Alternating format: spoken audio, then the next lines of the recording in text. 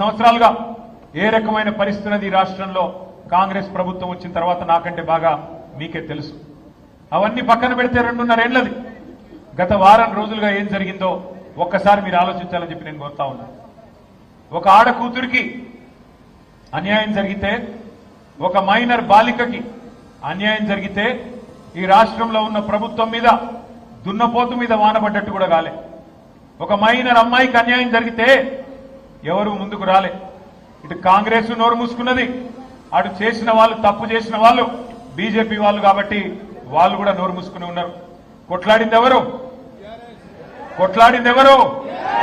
నిలబడ్డది ఎవరు? అల్టిమేట్ గా తెలంగాణలో ఎవరికి ఏ సమస్య వచ్చినా మళ్ళీ నిలబడి కలబడేది ఎవరు? గట్టిగా చెప్పాలి, వినబడతలేదు. కేసీఆర్ గారి బృందమేనా? కేసీఆర్ దళమేనా? మళ్ళీ నిలబడేది, కలబడేది, గొంతు విప్పేది, కొట్లాడేది మళ్ళీ మనమే. కానీ ఒక్కసారి మనందరం కూడా ఆ తల్లికి, ఆ తండ్రికి, ఎవరైతే అమ్మాయి తల్లిదండ్రి ఉన్నారో వారిద్దరికీ గట్టిగా చప్పట్లతో సలాం చెప్పాలి, గట్టిగా చప్పట్లతో సల్యూట్ కొట్టాలని చెప్పి నేను విజ్ఞప్తి చేస్తా ఉన్నా. ఎందుకు? ఒకవైపు కేంద్ర హోంశాఖ మంత్రి, మరొక వైపు రాష్ట్ర ముఖ్యమంత్రి, ఇద్దరు పవర్ఫుల్ పోస్టుల్లో ఉన్న ఆ తల్లి, ఆ తండ్రి అదరలేదు, బెదరలేదు. ఇద్దరు కుమ్మక్కై, ముఖ్యమంత్రి, కేంద్ర మంత్రి ఇద్దరు కుమ్మక్కై ఆ అమ్మాయికి అన్యాయం చేయాలనుకున్నా ఆ తల్లి, తండ్రి వెనుకకు తగ్గలేదు. కామాంధుడి చేతిలో విలవిలలాడిన అమ్మాయికి న్యాయం చేయాలని చెప్పి ఆ తల్లి, తండ్రి చేసిన పోరాటం, దానికి అండగా మన బీఆర్ఎస్ పార్టీ మహిళల నాయకత్వం, మన బీఆర్ఎస్ పార్టీ మహిళా బృందానికి కూడా గట్టిగా చప్పట్లతో మీరు అభినందనలు చెప్పాలి. ఎక్కడికక్కడ పోరాటాలు చేసి మహిళా కమిషన్, డీజీపీ అంబేద్కర్ గారి దగ్గరికి పోయి మన మహిళా నాయకత్వం మొత్తం కాళికాదేవిలాగా విరుచుకుపడి మరి ఎక్కడి వారక్కడ నిలదీస్తే మన పెద్దలు, మన party general secretary doctor RS Praveen Kumar గారికి కూడా గట్టిగా చప్పట్లతో అభినందనలు చెప్పాలి. ఆయన ఒక మాజీ ఐపీఎస్ అధికారి, అన్ని విషయాలు తెలిసినవాడు. అందుకే గట్టిగా పోరాటం చేస్తే ఆ అమ్మాయి తరఫున మన బీఆర్ఎస్ శ్రేణులు కానీ, మహిళా నాయకులు కానీ, విద్యార్థి సంఘాలు కానీ, సోషల్ మీడియా వారియర్స్ కానీ ఈ పోరాటంతో చివరికి నిన్న మరి ఆయన లొంగిపోయిండో, అరెస్ట్ అయిండో, ఆ డ్రామా నడుస్తున్నది. కానీ మొత్తానికి ఇవాళ ఆ అమ్మాయికి కొంత న్యాయం జరిగే పరిస్థితి వచ్చింది. ఇవాళ నేను ఒకటే అడుగుతా ఉన్నా ప్రధానమంత్రి మోడీ గారిని, అయ్యా మీరు అంటున్నారు బేటీ బచావ్ బేటీ పడావ్ అంటున్నారు, కేవలం నినాదాలకే పరిమితమైతే న్యాయం జరగదు. మోడీ గారు బహుశా భారతదేశంలో మొట్టమొదటిసారి ఒక కేంద్ర మంత్రి కొడుకు మీద లుకౌట్ నోటీస్ ఇచ్చే పరిస్థితి వచ్చింది. కేంద్ర మంత్రిని ఇవాళ మీరు బర్తరఫ్ చేయకపోతే ఇక్కడ విచారణ సజావుగా జరిగే పరిస్థితి లేనే లేదు. ఎందుకంటే ఆ తప్పు చేసిన వ్యక్తిని దాచిపెట్టింది ఎవరు? 9 రోజులు ఎవరు దాచిపెట్టిండ్రు? ఆ కేంద్ర మంత్రి గారే కదా. ఇవాళ ఒక్కసారి దయచేసి ఆలోచన చేయండి. నిజంగా కూడా ఇలాంటి వ్యక్తులు పదవుల్లో కొనసాగుతూ ఉండడం అది తెలంగాణకే కాదు భారతదేశానికి కూడా అవమానకరం. మైనర్ బాలికకు అన్యాయం చేసింది కేంద్ర మంత్రి కొడుకైతే, మైనర్ బాలిక తల్లిదండ్రుల్ని భయభ్రాంతులకు గురి చేసింది స్వయంగా కేంద్ర మంత్రి. ఆయననే పిలిచి బెదిరించి వాళ్లను మరి ఇబ్బంది పెట్టే ప్రయత్నం చేసినారు. ఇంత తీవ్రమైన కేసును నీరుగార్చే ప్రయత్నం చేసింది ఈ రాష్ట్ర ముఖ్యమంత్రి. హనీ ట్రాప్ అని మీడియాను మనీ ట్రాప్ లో వేసి మీడియాను గొంతు నొక్కి వాళ్ళను కూడా వార్తలు రానియకుండా చేసింది ముఖ్యమంత్రి, కేంద్ర మంత్రి ఇద్దరు కలిసి పెట్టిందంతా మీకెందుకు చెప్తున్నాను మీరు అనుకోవచ్చు. ఎందుకంటే ఒకటే ఒక్క డిమాండ్ మనందరిది ఈ సమావేశం ద్వారా, ఖచ్చితంగా కేంద్ర మంత్రి గారిని వెంటనే బర్తరఫ్ చేయాలని ఈ సమావేశం నుంచి మీ చప్పట్ల ద్వారా కేంద్ర ప్రభుత్వానికి మనం డిమాండ్ చేద్దాం. లేకపోతే ఏ ఆడపిల్ల కూడా ధైర్యం చేయదు. రేపు తన మీద ఏం జరిగినా, ఏ అఘాయిత్యం జరిగినా ముందుకొచ్చే ధైర్యం చేయరు. పెద్దవాళ్ళు తప్పించుకుంటారు. అధికారంలో ఉన్న వాళ్లకు ఇబ్బంది కాదు అనుకుంటే ఏ ఆడకూతురు కూడా రేపు బయటికి వచ్చి మళ్ళీ కంప్లైంట్ చేయడానికి కూడా భయపడే పరిస్థితి వస్తుంది. అందుకే కేంద్ర మంత్రిని తొలగించాలే, విచారణ నిష్పక్షపాతంగా జరగాలని చెప్పి కూడా నేను మిమ్మల్ని హృదయపూర్వకంగా విజ్ఞప్తి చేస్తూ ఈ సభ ద్వారా నేను కేంద్ర ప్రభుత్వానికి కూడా డిమాండ్ చేస్తా ఉన్నా.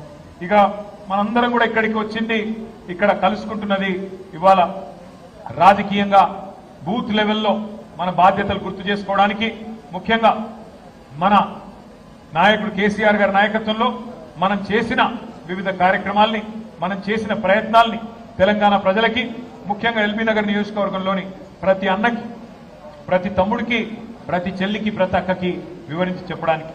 మీరందరూ కూడా నిజానికి ఇక్కడ కూర్చున్న మా సోదరులందరూ, నేను సుధీర్ రెడ్డి గారిని అడిగినాను, అన్నా మరి మీరు పొద్దున్న నుంచి సాయంత్రం దాకా శిక్షణ కార్యక్రమం అంటున్నారు, హైదరాబాద్ లో జనరల్ గా మరి అంతసేపు ఎవరు ఉండరు, హైదరాబాద్ లో మన నాయకులు కానీ కార్యకర్తలు కానీ ఒక గంట సేపు మీటింగ్ వస్తేనే ఎక్కువ అంటే సుధీర్ రెడ్డి గారు నాతో ఒక మాట అన్నారు, అన్న మా ఎల్బీ నగర్ కార్యకర్తలంటే మా నాయకులంటే క్రమశిక్షణ కలిగిన వాళ్ళు, మీరే రండి, మీరే చూడండి ఎంత ఆర్గనైజ్డ్ గా ఎంత పద్ధతిగా మేము ఉంటామో మీరే చూడండి అన్నారు.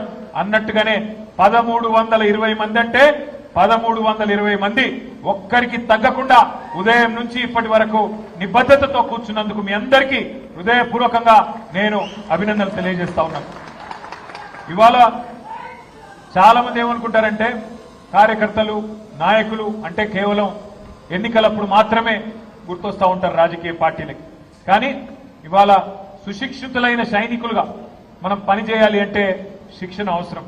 శిక్షణ ఎందుకు అవసరం అంటే ఏ రంగం తీసుకున్నా, ఒక డాక్టర్ అయినా, ఒక ఇంజనీర్ అయినా, ఒక న్యాయవాది అయినా, ఒక జర్నలిస్ట్ అయినా, మరి వేలాది మంది, లక్షలాది మంది, కోట్లాది మంది జీవితాల్ని ప్రభావితం చేసే ఏ వృత్తిలో ఉన్నా శిక్షణ తప్పకుండా అవసరం. అజ్ఞానాన్ని తొలగించడానికే శిక్షణ, ఎప్పటికప్పుడు జ్ఞానాన్ని పెంపొందించుకోవడానికి, అజ్ఞానాన్ని తొలగించుకోవడానికే శిక్షణ కార్యక్రమాలు. పార్టీ సిద్ధాంతం ఏంది, మనం అమలు చేసిన కార్యక్రమాలు ఏంది, ఏ రకంగా వాటిని ప్రజల్లోకి తీసుకొని పోవాలి, ఏ రకంగా కలిసికట్టుగా మనం నడవాలి, ఇవన్నిటినీ చేసుకోవడానికే శిక్షణ కార్యక్రమాలు. మీరు ఆత్మవిశ్వాసంతో కనుక ఉంటే, మీ దగ్గర పూర్తి సమాచారం ఉంటే, ఉదాహరణకి మీ ఎల్బీ నగర్ నియోజకవర్గం ఉంది, పెద్దలు సుధీర్ రెడ్డి గారి నాయకత్వంలో ఎల్బీ నగర్ జంక్షన్ ఇదివరకు ఎట్లుండే, ఇవాళ ఎట్లున్నది మీ కళ్ళకు నా కళ్ళకు కనబడుతూనే ఉన్నది. ఎన్ని ఫ్లైఓవర్లు కట్టినాం, ఎన్ని అండర్ పాస్లు కట్టినాం, ఎన్ని రకాల మరి అండర్ పాస్లతో పాటు SRDPలో ఎన్ని కార్యక్రమాలు చేసినామో మీ కళ్ళ ముందు ఉంది. కానీ చాలా మంది మిత్రులకు ఇక్కడ కూర్చున్న వాళ్ళకి అందులో ఎంత ఖర్చు పెట్టినాము, ఎంత ఎఫర్ట్ పెట్టినారు సుధీర్ రెడ్డి గారు కానీ మన అధికారులు కానీ తెలియకపోవచ్చు. ఆ వివరాలన్నీ మనకు తెలిసి ఆ సమాచారం మన దగ్గర ఉంటే అవతల వాళ్ళు మాట్లాడినప్పుడు సమాచార సహితంగా వారిని తిప్పికొట్టేదానికి ఆస్కారం ఉంటుంది.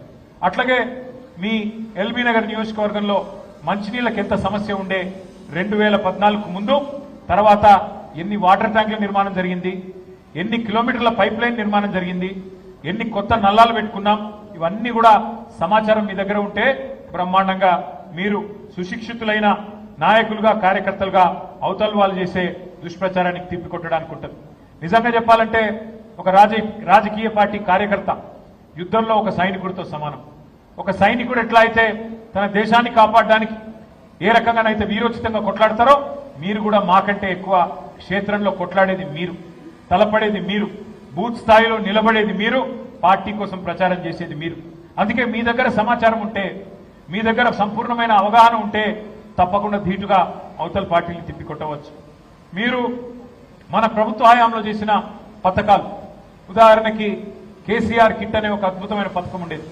ఆ కేసీఆర్ కిట్ ని ఏ రకంగా, ఇది ఎక్కడ పెడతారా, కేసీఆర్ కిట్ ని ఏ రకంగా మరి ఆనాడు మనం అమలు చేసినామో ఒక్కసారి మనం అర్థం చేసుకోవాల్సిన అవసరం ఉంది.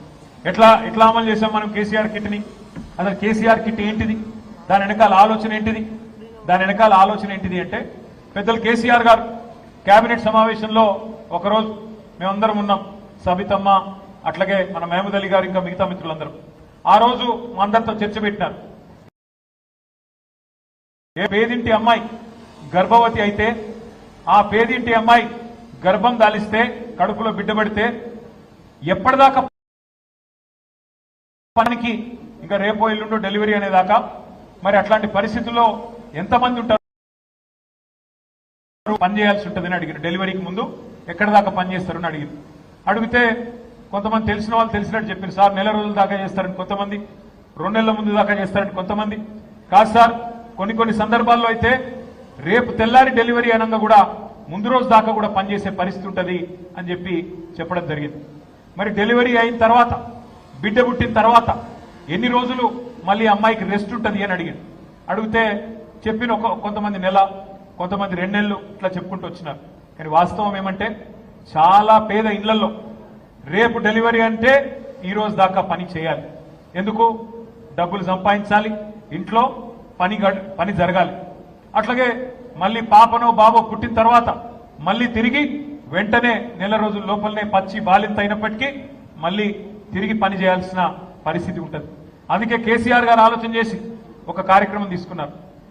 ఏ డబ్బుల కోసం అయితే పని చేయకపోతే ఏ డబ్బులైతే రావో ఆ డబ్బులు ప్రభుత్వమే చెల్లిస్తే ఎట్లా ఉంటది అని ఆలోచన చేసి ఆనాడు ఆడ కూతురు పుడితే ఆడపిల్ల పుడితే 13,000 రూపాయలు ఇద్దాం, కనీసం 6 నెలలకి నెలకు 2,000 రూపాయలు చొప్పున, ప్రసవానికి 2 నెలల ముందు, ప్రసవించిన తర్వాత 4 నెలలు ఆ అమ్మాయికి రెస్ట్ ఉండాలి అనే ఉద్దేశంతో ఆడపిల్ల పుడితే 13,000 రూపాయలు మహాలక్ష్మి పుట్టిందని, మగపిల్లోడు పుడితే 12,000 రూపాయలు ఇవ్వాలి అని చెప్పి ఒక మానవీయ కోణంలో, అంటే ఇదేదో ఆషామాషిగా ప్రభుత్వ కార్యక్రమం కదా, ప్రభుత్వ సొమ్ములు పంచిపెట్టడం కదా అన్నట్టు కాకుండా ఆలోచనతో తీసుకున్న నిర్ణయమే కేసీఆర్ కిట్. ఇదంతా ఎందుకు చెప్తా ఉన్నాం మీకంటే ఒక పథకాన్ని రూపొందించేటప్పుడు ఏ రకంగా కేసీఆర్ గారు ఆలోచిస్తుండే, ఏ రకంగా ఒక మానవీయమైన పద్ధతిలో మరి మన నాయకుడు ఆలోచిస్తుండే చెప్పడానికి మీకు చెప్తా ఉన్నాను. మరి ఈ రోజున నాయకుడు ఎట్లా ఆలోచిస్తున్నాడు? కేసీఆర్ గారేమో మానవీయ పద్ధతిలో అందరూ పేదవాళ్ళు బాగుండాలి, ఆడపిల్లలు బాగుండాలి, మా ఆడబిడ్డలు బాగుండాలని ఆలోచిస్తే ఇవాళ ఉన్న ముఖ్యమంత్రి గారు వారి ఆలోచన పద్ధతి ఎట్లా ఉందో మీరు అర్థం చేసుకోండి.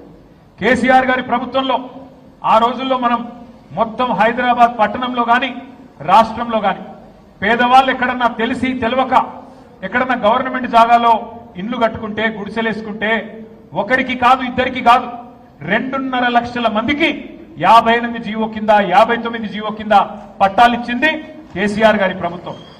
2.5 లక్షల మందికి జీవో 58, జీవో 59 కింద పట్టాలిచ్చింది కేసీఆర్ గారి ప్రభుత్వం. కానీ